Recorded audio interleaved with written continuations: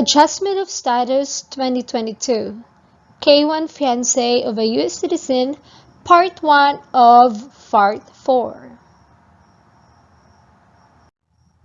How to start my AOS or Adjustment of Status. First, you need to fill out the Form G1145 or E-Notification of Application or Petition Acceptance. Second, you need to have I-485 cover letter. Third, Form I-485 or application to register permanent residence or adjust status. Fourth, you need to fill out Form I-864 or Affidavit of Support under Section 213A of the ENA. Fifth, Form I-131 or application for travel document. Sixth, Form I-765 or application for employment authorization. Seventh, prepare filing fee for your AOS petition. Filing fee for your AOS petition is $1,140 US. But there's an additional biometrics fee which is $85. And when paying for your AOS or your registration for permanent residency, you need to pay it with a single check or money order with an amount totaling of $1,225 US. USCIS requires checks to be made payable to the U.S. Department of Homeland Security. Do not abbreviate or use initials like USDHS or DHS. Now, let's talk about how to fill out Form G1145. This is the E-Notification of Application or Petition of Acceptance. So in our left side, this is how Form G1145 looks like. So let's try to fill out this form. All you need to do is enter your married last name, applicant or petitioner full last name. So if you're the applicant, you're the fiancé, you need to enter your married last name, your first name, and your middle name. Your middle name is your surname when you're single. So that's it. Next, email address. This should be an active email address. Also, be sure that you already have your U.S. contact number so USCIS could easily contact you. And that is how to fill out the Form G1145. Ato sang ilang silidang. Ay naratiri may buwan. Very clear. Morning and calling all of the guests on Type 5 JT78 bound for Manila. Pakali for aircraft copy number 2. Once again, calling all.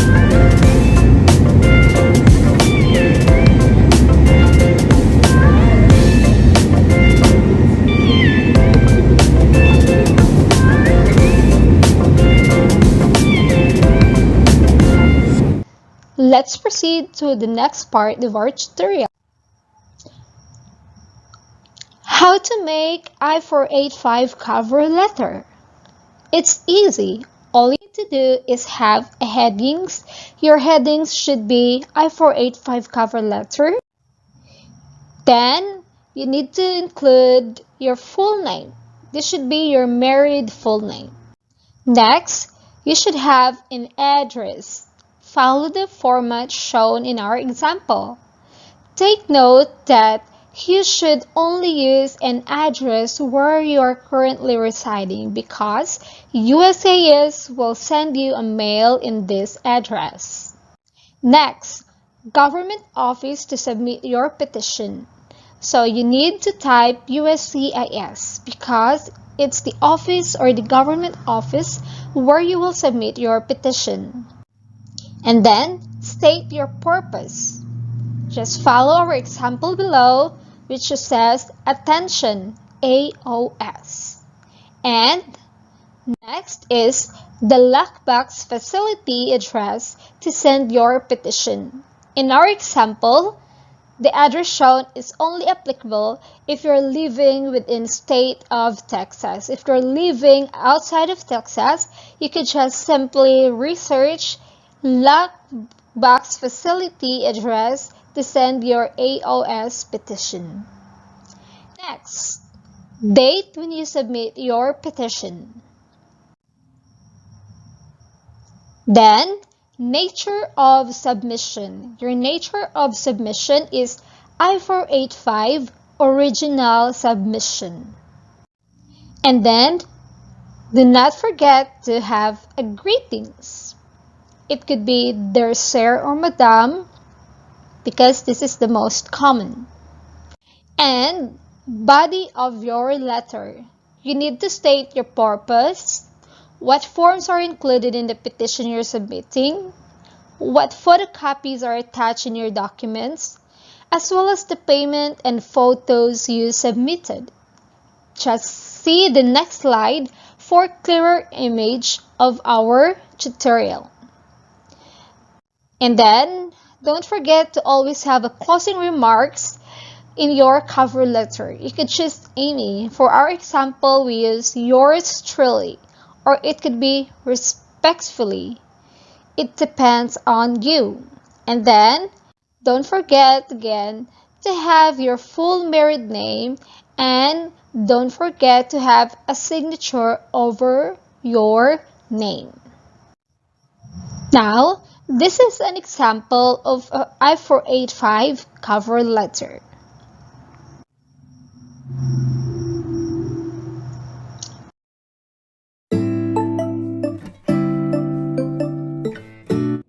Time check for your convenience is now 5 minutes before 2 in the afternoon. And we are pleased to announce that we have just landed 5 minutes ahead of scheduled time of arrival.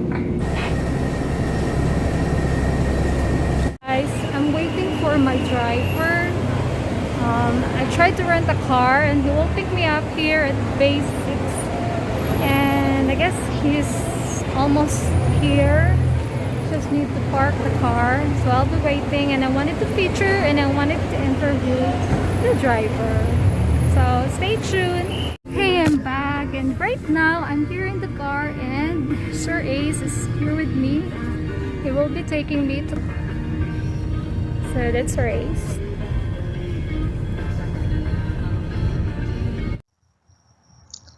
Now, let's proceed to how to fill out Form I-485. This is application to register permanent residence or adjust status.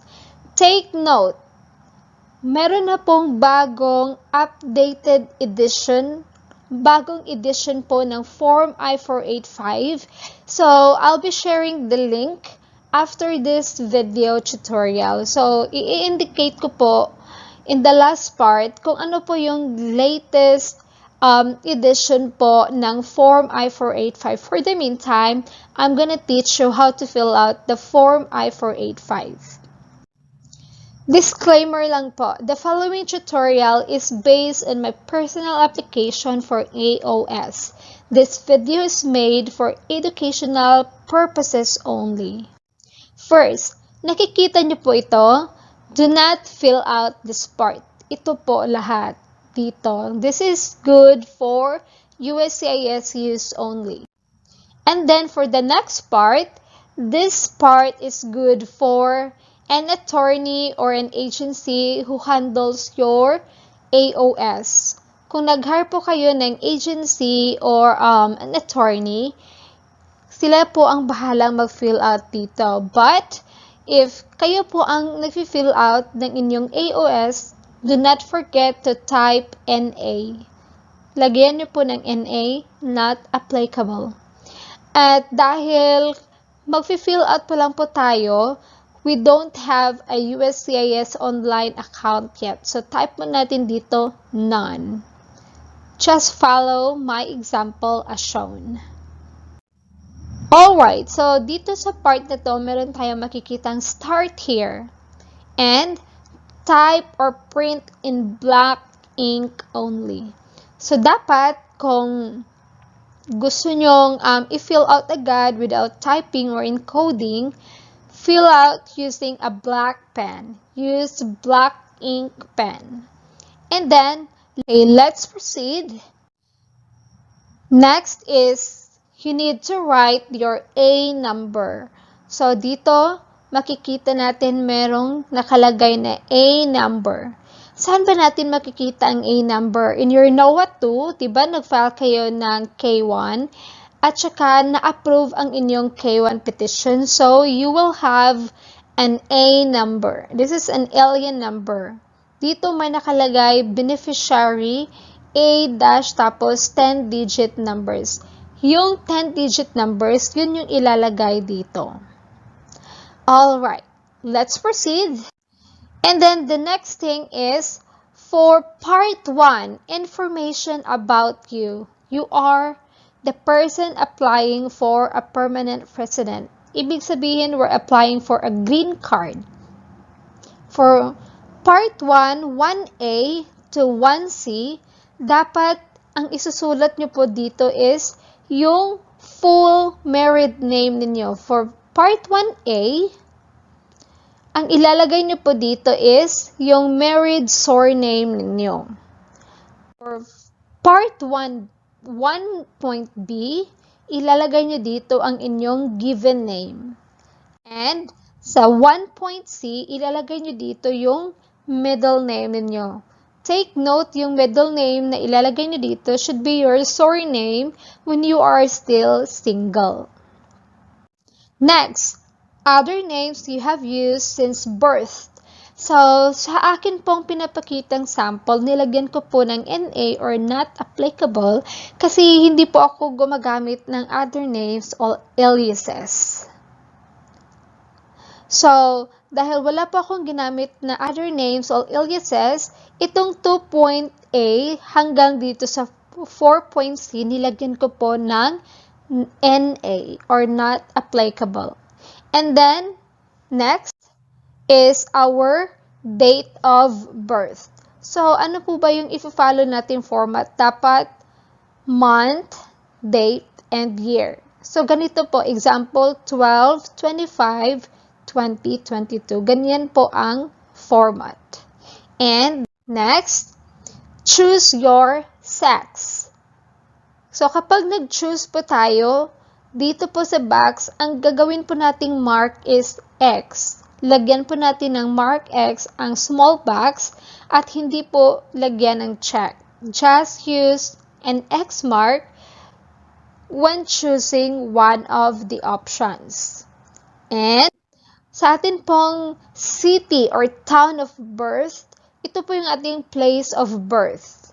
So, kadalasan sa atin pong birth certificate, ang nakalagay sa ating birth certificate is place of birth. So, ito po yung dito. Alright. So, right now, nakikita nyo, naka-encircle po itong A number. From page 2 to page 18, kailangan nyo pong isulat sa pinaka first part ng atin pong form ang A number. So, makikita nyo po ito sa upper right.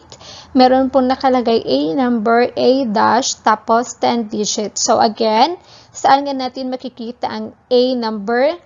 Check your NOAA 2. Yung NOAA 2 nyo po, pag-file nyo po ng K1. Tapos, dito meron kayong makikita ang beneficiary at tapos merong A dash, tapos merong 10 digits. Yun pong 10 digits, yun po yung ilalagay natin dito sa boxes. Kasi, that is your A number or alien number. Next, country of birth. If you're living in the Philippines, if you were born in the Philippines, type niyo po Philippines. Next, country of citizenship. If you're Filipino, then your citizenship or country of citizenship is Philippines. And then, alien registration number. So, this is your alien number. So, type nyo again yung alien number. And then, USCIS online account. Diba? Wala pa tayong USCIS online account. So, we will put NA. Pwede din nating isulat none.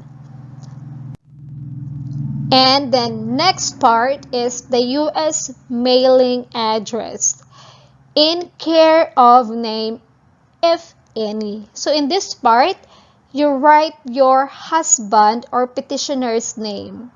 But take note, yun pong apelyido or surname po ng husband ninyo, you need to caps lock or capitalize all the letters of your husband's surname.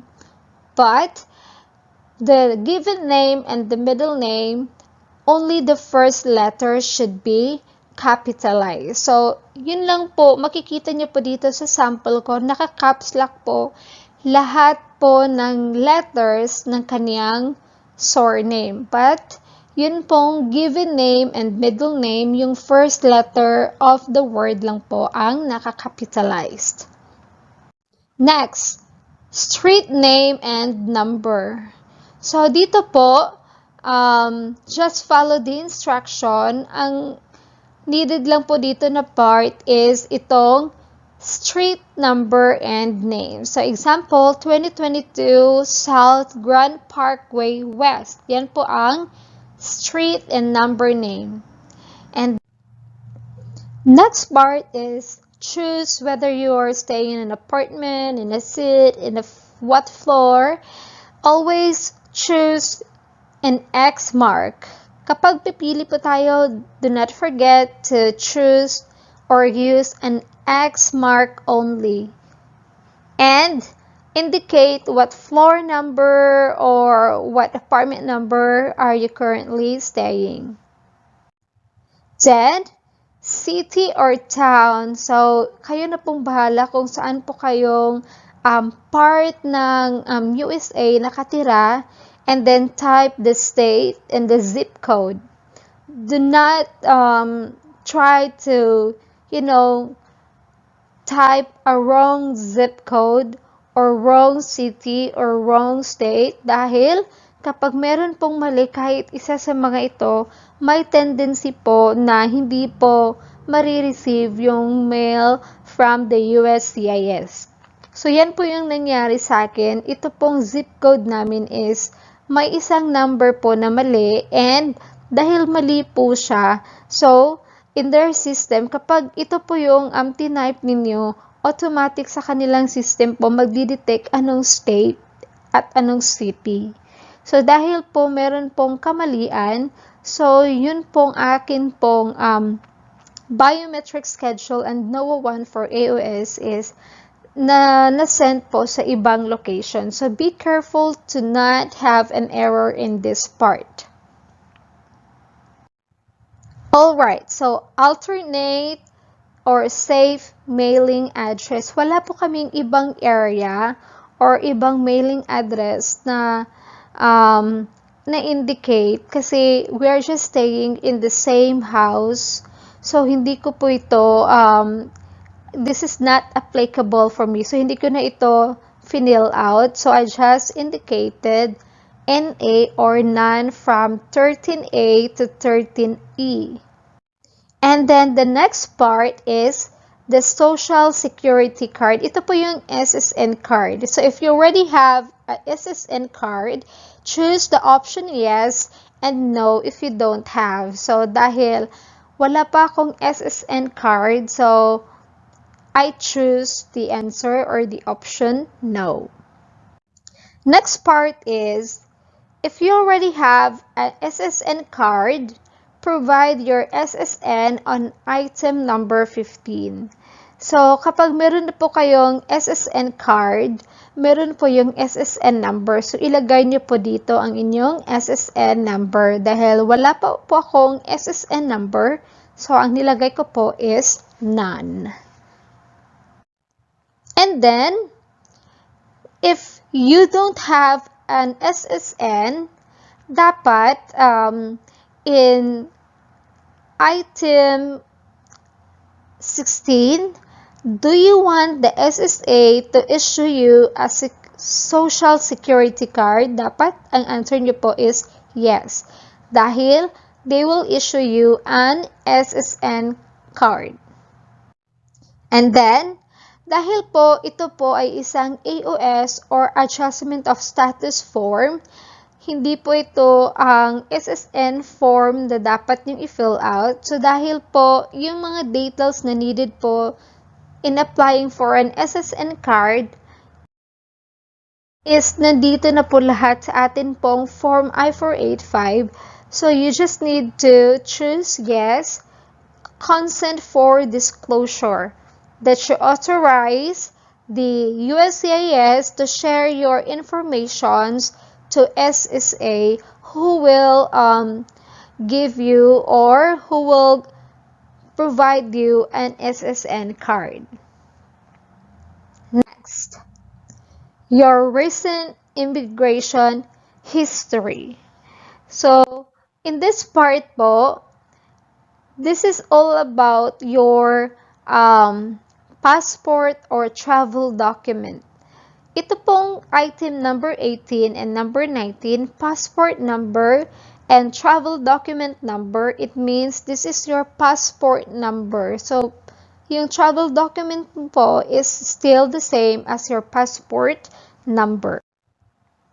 And for item number 20, expiration date of this passport or travel document. So, ang babasihan po natin dito sa atin pong travel document is our Form I-94 or Arrival or Departure Record. So, yung admit until date is the answer for expiration of travel document. Kasi po, yung atin pong visa is good for 3 months. And yun pong visa ko po is mag-i-end po by July 19, 2022. So, sa inyo pong Form I-94, ito po ay isang sample lang po na na-download ko sa Google Web. And the admit until date, yun pong petsa po na naka-indicate po sa inyong Form I-94, yan po yung expiration date of the passport or travel document. Next, country that issued passport. Yun pong country na nag-issue po nitong passport or travel document is, example po, natanggap ko po ang aking US visa within Philippines. So, Philippines po yung nilagay ko dito. And then, your non-immigrant visa number. So, sa atin pong passport, I think in the middle part of it, doon po nakalagay or doon po nakadikit po ang ating visa. So, in your visa, meron po tayong makikitang visa number. In your US visa bio page, ang red color po na nag-start po ng letter R, yun po yung inyong visa number.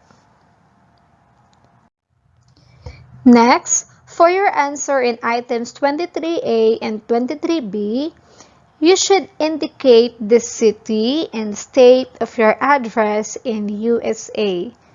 And then, for item 24, base your answer on Form I-94, most recent date of entry. So, ito pong sample natin ng Form I-94, meron po tayo nakikita ditong most recent date of entry. Ito po yung date kung kailan po tayo pumasok sa USA, kung kailan po tayo nakatungtong ng USA. This should be your answer for item number 24.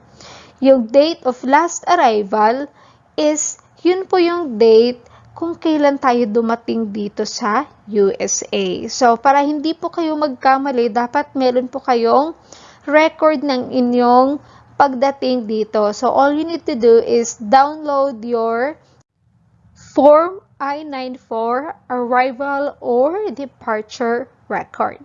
Next, information about you pa rin. So, this is a continuation. For items 25A to 25D, when you choose an answer, all you need to do is put an X mark inside the box. So, dito po sa 25A to 25D, ang pinili ko po is 25A kasi ito po yung mga options. And then, ang pinili ko po is 25A. I was inspected at the port of entry. So, yung pagdating ko po dito is in-inspect naman po talaga kami. Pinakita ko po yung packet ko po, yung visa ko. And then, after that, nilagyan na po ng staff, immigration staff, yung passport ko ng stamp. So, dun po sa stamp na yun po ang magpapakita ng pruweba that I was inspected at the port of entry and admitted as a K1 fiancé of a US citizen.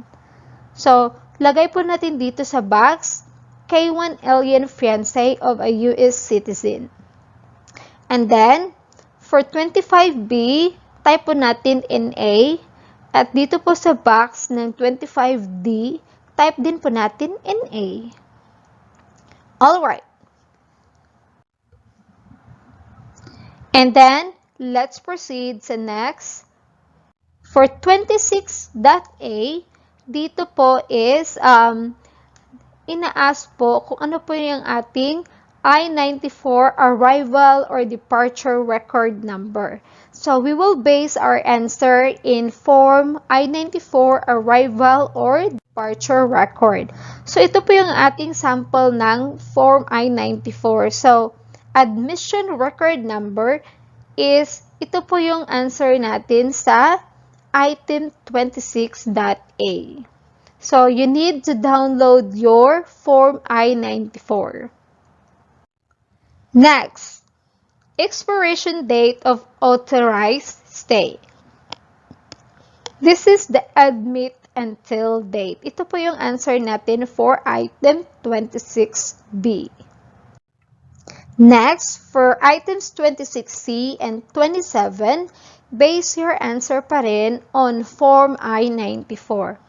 So, sa 26C, my status in form I-94 is I'm a K1 fiancé of a US citizen. So, class of admission. Meron po tayo makikita dito K1 alien fiancé. So, this example is na-download ko lang ito sa Google. So, kapag na-download nyo po or meron po kayong sariling form I-94, yung class of admission nyo po, yan po ang answer sa 26C. For item 27, same pa rin po yung sagot, K1 fiancé of a US citizen. Yan po ang ating current immigration status. Next, for items 28A until 28C, base your answer on form I-94. Meron kasi dito nakalagay, provide your name exactly as it appears on your form I-94. So, in your form I-94, in case hindi nyo po makita na naka-indicate doon ang inyong middle name, just write your middle name. So, ang ilalagay po nating full name dito is yung name po natin when we are still single. Kasi yun po yung naka-indicate sa atin pong form I-94. Alright. And then, for part 2, application type or filing category, you only need to choose one answer. So, from these choices, from part 1A until part 1E, meron po dito 1.A, 1.B, 1.C, 1.D, at 1.E. Ang atin pong filing category is family-based. And then, under sa family-based, meron po kayo makikita mga choices. So, you need to choose person admitted to the United States as a fiancé of a US citizen. So, yan po yung piliin ninyo. And, leave the other items blank. Next, additional options. So, dito po sa 1F, leave blank lang po natin yan. And then, dito po sa 1G, additional options, meron po mga choices at saka meron po tayo makikita dito other eligibility. So, type po natin dito sa malaking box NA. Alright.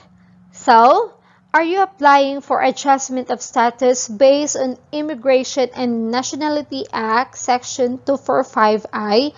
Ang piliin po ninyo is no, because you are applying an adjustment of status as a wife of a U.S. citizen. So, hindi po tayo applicable sa Section 245I ng Immigration and Nationality Act.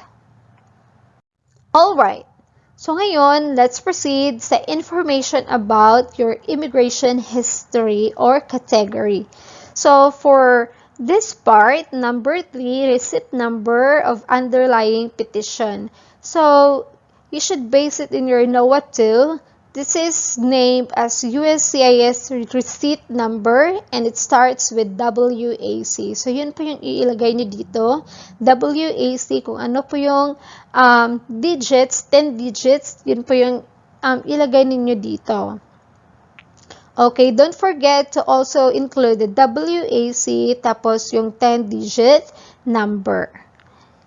Okay, next is priority date from underlying petition. We will mark this as NA kasi we don't have any other underlying petitions. Yun pong atin pong receipt number, WAC, yun po is na-approve na po tayo ni USCIS. And then, right now, we don't have any other underlying petition na hindi pa na-approve. So, we will write here NA.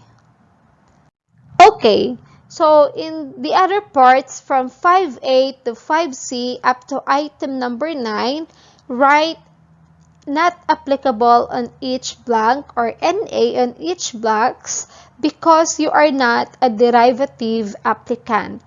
So, dito po, if you're a derivative applicant, ilagay nyo po yung name dito. But if you are the fiancé and you are the one writing every details in this form, it means hindi ikaw ang derivative applicant, ikaw ang principal applicant. So, dahil walang ibang person na nagsusulat ng contents more informations mo about this form, you're doing it yourself.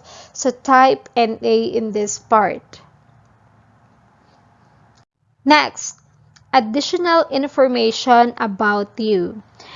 Dito po sa part 3, item number 1, choose no if you never had applied for an immigrant visa ever since.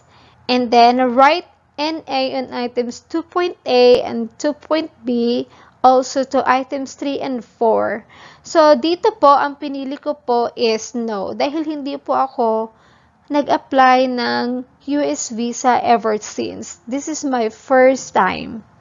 But, kung nag-apply ka na po ng US visa before, you type or you choose yes and then answer the items 2.8 until item 4 based on your own experience.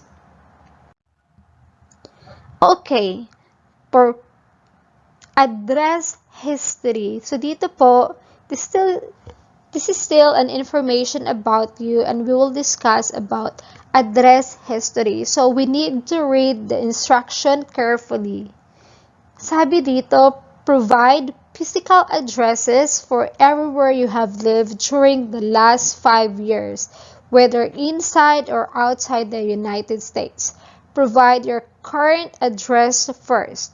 If you need extra space to complete this section, use the space provided in Part 14, Additional Information.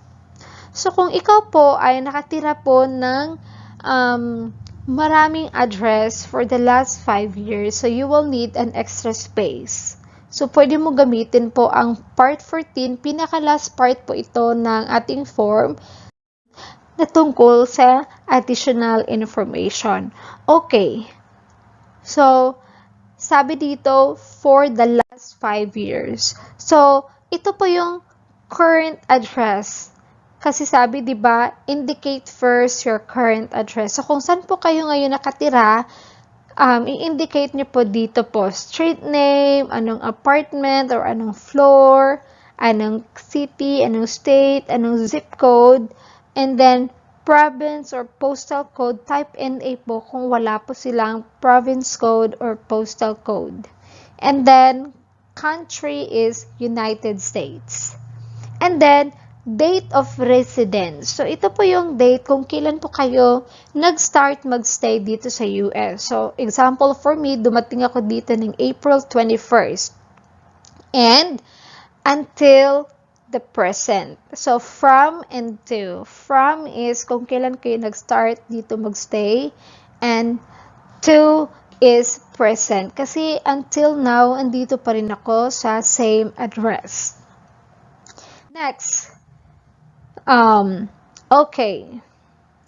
For item 6A, indicate when did you start living in this address, and in item 6.B, write present if you are currently staying in the same address. Okay. Physical address 2. For item 7A, indicate your previous address. Include start date of residence and last date you stayed in that address. So, ito pong physical address 2, dito po ninyo ilagay kung ano po yung tinirahan ninyo, saan po kayo tumira before kayo nakapunta dito sa US. So, ako po, dalawa lang po yung address ko. Yung current address ko is ito po yung address kung saan po kami nakatira ng hubby ko ngayon. And dito po sa physical address to, ito po yung previous address ko bago ako nakarating dito. So, ito po yung address namin sa bahay. So, all I need to do is follow the format 10, fill out ko lang, and then, date of residence. So, dito po ako nakatira, starting nung pinanganak ako, hanggang sa umalis ako ng bansa dahil pumunta ako dito. So, that's it. Okay, so let's proceed sa other addresses. Meron kasing marami pang if-fill out. So, for this item 9.A, kung wala na po kayong ibang address na ginamit or natirahan, just type same as above. Ibig sabihin, wala na kayong ibang address na tinirahan before kayo dumating dito sa bansa ng USA. So, same as above and then type NA. Just follow the example as shown in this video. Next, employment history.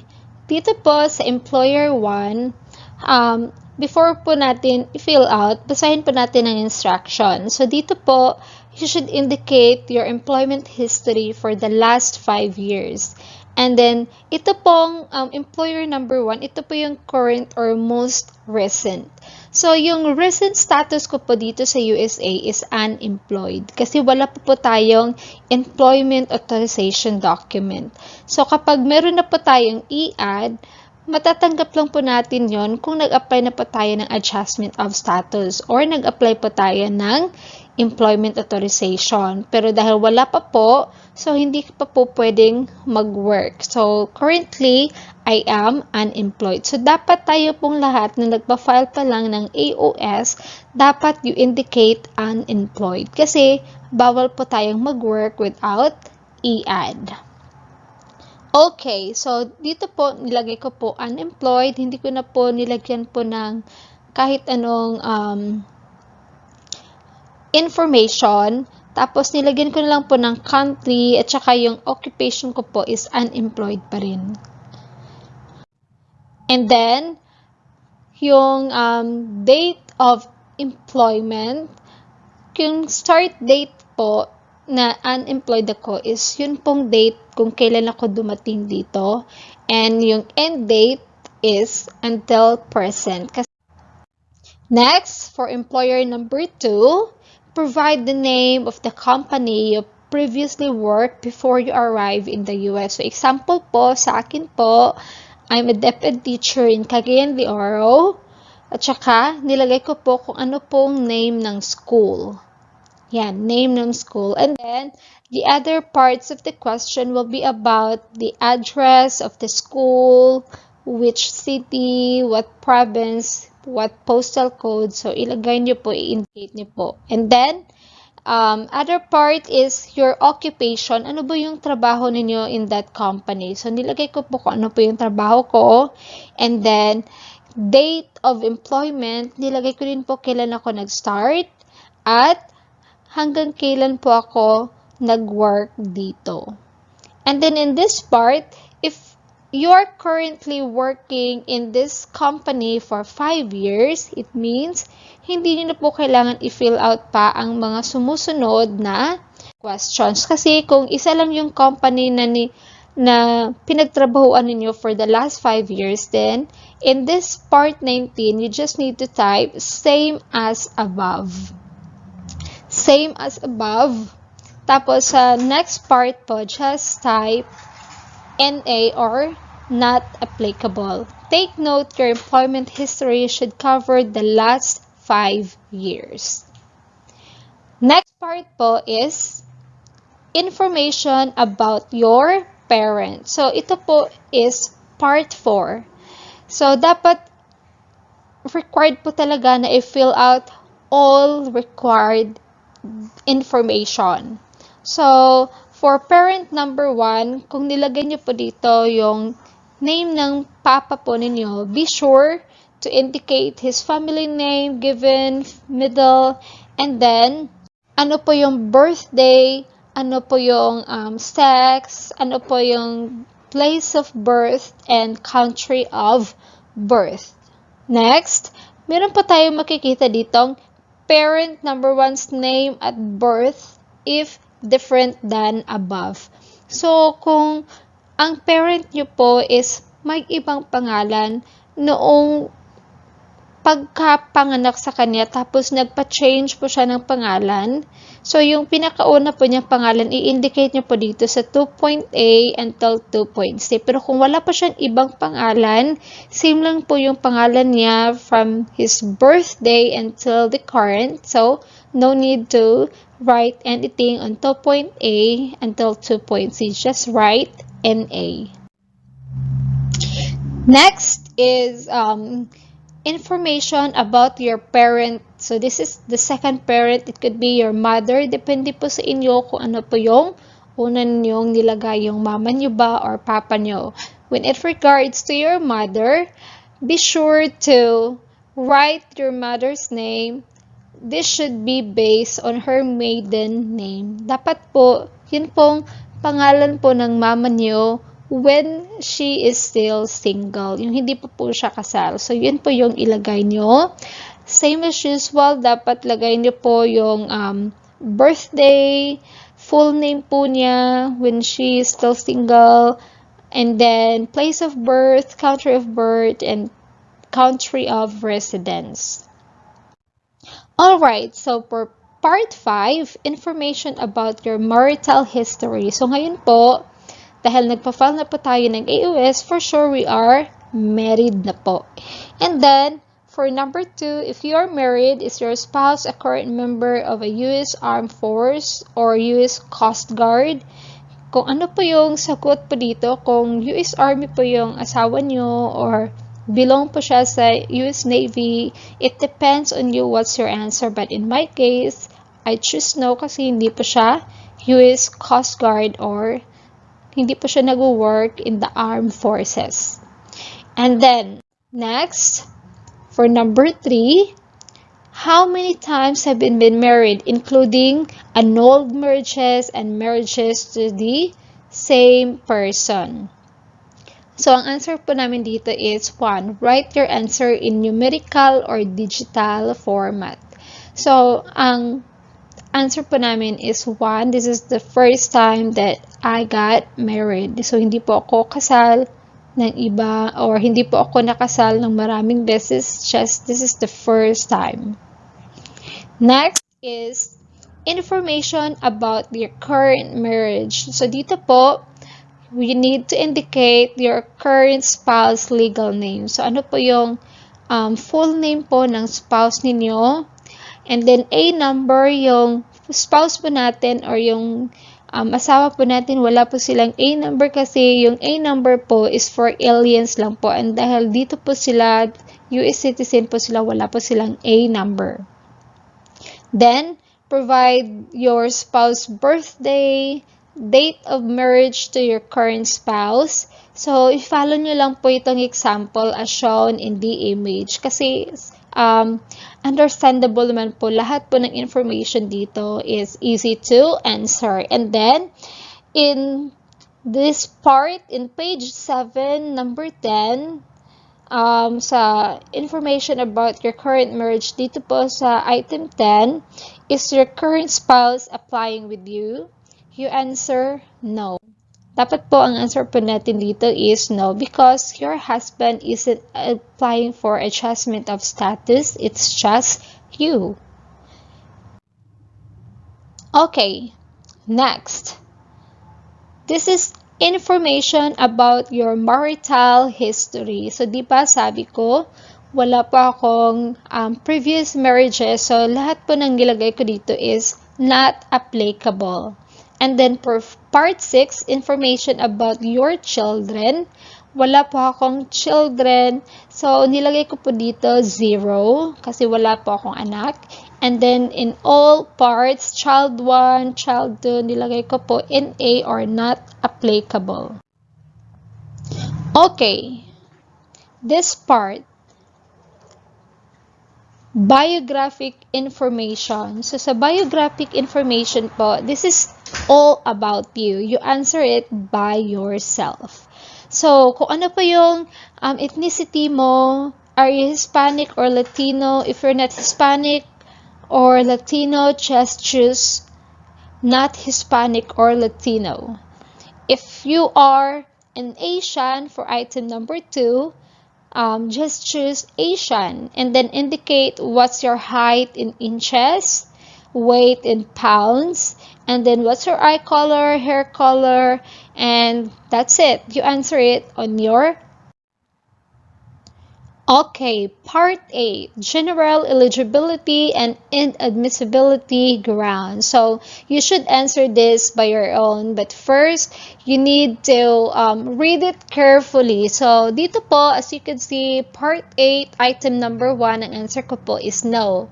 Because sabi dito, have you ever been a member of or involved in or in any way associated with any organization, association, foundation, party, club, society, or similar group in the United States or in any other location in the world, including any military service? So, ang answer ko pa dito is no. Wala pa akong organization or party club which involves military service. So, I'm not, this is not applicable to me, and I answered no. Next, this is the continuation of part 8. So, dahil no po yung answer ko, so dito po, nilagay ko po NA, not applicable, kasi hindi po applicable po sa akin po. Hindi po ako member ng military service. And then, in this part po of the form I-485, you need to read it carefully. Dapat po basahin ninyo ng mabuti dahil any mistake in this, part, pwede pong maging reason na hindi po kayo mabigyan ng green card. So, be careful in all the details that you are choosing or answering in this part. So, in my case po, no po lahat ng sagot ko. Kasi po, this is my own answer.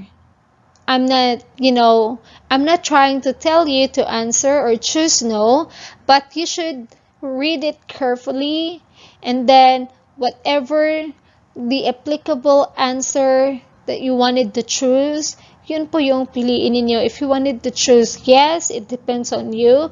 But right here, this is all the answers I have for my petition. So, ito po yung mga sagot ko in this part of my petition. Lahat po is no. Kasi, For me, all of the questions are related to each other. It's usually more on criminal offense or if you are part of a, terrorism. So, this is not applicable to me. And I hope sa lahat po ng mga nagbabasa nito, just read it carefully as what I did. At kung paano nyo po ito na-understand, yun po yung, saka na po kayo pumili ng inyong sagot. Choose whether yes or no. Alright, so sa part 8 po, lahat po niyan is no po yung sagot ko. Yan. And then, here, public assistance, no pa din po yung sagot ko. And illegal entries and other immigration violations, wala po ako niyan. So, no pa rin yung sagot ko. So, just answer it based on your own. Alright, so, part 9. Accommodations for individuals with disabilities and or impairments. So in this part po, you need to read the information in the form I-485 instructions before completing this part. So are you requesting an accommodation because of your disability and or impairments? So in this part po, I just choose an answer no. Kasi po, I am able to hear, nakakarinig po ako, nakakakita po ako, nakakalakad, nakakasalita, and I don't need any assistance. At saka, nakakaintindi din po tayo ng English. So, there's no need. So, this is all about kung kaya mo bang i-handle yung sarili mo while answering this one and during the interview soon. So, I answered no, I don't need anybody to assist me. Okay, for applicant statement, contact information, declaration, certification, and signature. So, dito po, applicant statement. So, ang pinili ko po dito is ito pong 1A. I can read and understand English. And I have read and understand every question and instruction in this application and my answer to every question. So, all of the answers that I put in this tutorial is based in my personal experience. So, this is just made for educational purposes. So, I hope na enlighten ko po kayo kung paano po i-fill out ang Form I-485. Dito po sa 1B, 1.B, sa malaking box po, lagay nyo po NA or not applicable. And then, the same thing as in number 2, lagyan po ninyo ng NA or not applicable. And applicant's contact information. Daytime number or mobile number can be the same as long as this is active and can receive SMS or calls. So, kung ano po yung phone number nyo po, kung meron na po kayong phone number or US number, much better yun po yung ilagay po ninyo sa inyong AOS application para po madali po kayong matawagan ng USCIS. And then, applicant's email address. This should be an active email address too. Po natin. So, interpreter's contact information, hindi po ito applicable po sa akin. Wala pong nag-interpret sa akin kung ano pong isusulat, kung ano pong nakalagay dito sa whole form. So, nilagay ko po NA kasi ako lang po yung nagbabasa at nag-intindi sa lahat ng questions dito. So, nilagay ko po lahat NA. And, next is Part 12, Contact Information, Declaration, and Signature of the person preparing this application. So, wala pong preparer po sa form na to. So, I tried to choose NA, not applicable. As well as preparer's statement. So, wala po tayong pipiliin po dito. This is NA po. So, dapat po, leave blank na lang po natin ang preparer statement. Leave blank or dito po sa preparer signature, isulat nyo po NA or not applicable. and signature at interview. In this part po, this will be filled out by the USCIS staff. So, leave this blank. Ito pong part 13, leave this blank because si USCIS na po ang bahala nito. And, alright, so this is the last part of our Form I-485, additional information. So, do not forget to write your full name. Dapat yung married name niyo po, and then type your A number. Huwag pong kalimutan ng A number. And then in the other parts po, dito po sa 3.A hanggang dito po sa pinaka-last, kung wala po kayong i-indicate na additional information, just write NA or not applicable in all of these parts. So, yun lang po. And this is the last part of Form I-485. Again, meron na po silang bagong edition ng Form I-485. So, lahat po ng mga fiancés na wife na po ngayon na magpa-file po ng AOS, be sure to have or to use the latest edition of Form I-485 because that is their requirement.